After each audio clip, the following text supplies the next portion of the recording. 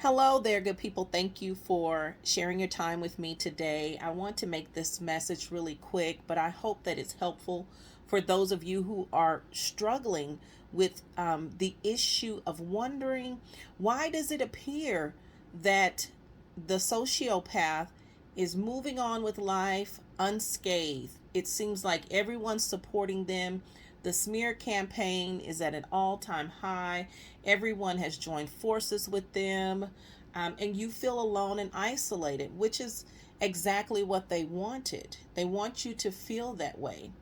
But this is nothing more than an illusion. The entire relationship was an illusion.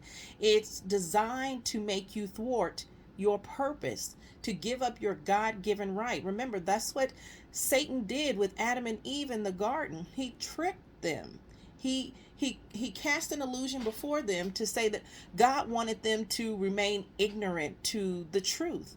So he lied to them. He smeared God's name and God's good character, and tried to make it into something that it wasn't. He perverted the truth. He lied. And they believed it. And they gave up their birthright, their right to be there in the garden. So what's happening to you is the narcs are doing the exact same thing. They're following in the footsteps of their father, Satan. So they're casting this illusion before you. Everyone's all worked up. They're all under their spell. Because remember, these people are still asleep. So just like you used to operate under that spell, these people are still operating under that spell. So this is why I say cut them off, ignore them, block everyone, anyone who's connected to them. Get rid of them for the time being until you're strong enough to actually be someone who could possibly go back and reach some other people so that they can wake up. But right now you can't do that. That's not where you're at. So what I want to encourage you all to consider in Matthew chapter 7, verses 24 through 29. Let me read this to you. This is what you're seeing the narc do. This is why you feel discouraged, because you're looking with your natural eyes and you're not remembering God's word. But here it is. Therefore, everyone who hears these words of mine and puts them into practice is like a wise man who built his house on the rock. The rain came down, the streams rose, and the winds blew and beat against the house. Yet it did not fall, because it had its foundation on the rock. That's you.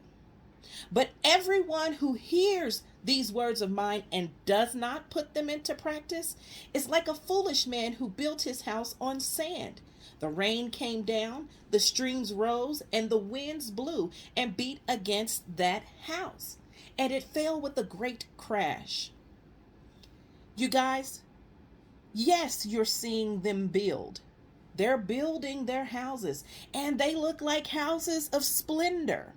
But they're doing nothing but deceiving themselves. Because what God is saying is that when the storm comes through, when it comes through and the rain falls, their house will not stand. They will collapse, but you will not. And this is where faith has to kick in. Faith is the substance of things hoped for and the evidence of things unseen.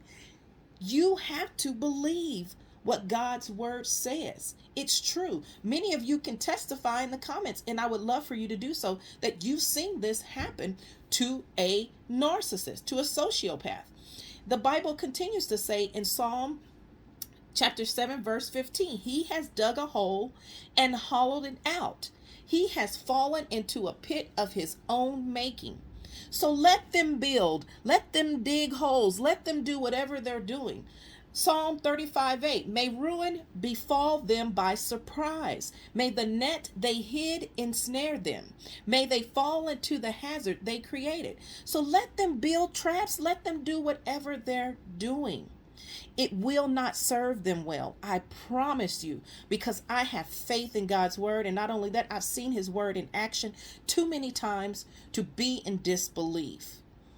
So I want you to grab a hold of God's word and Dive deep into it.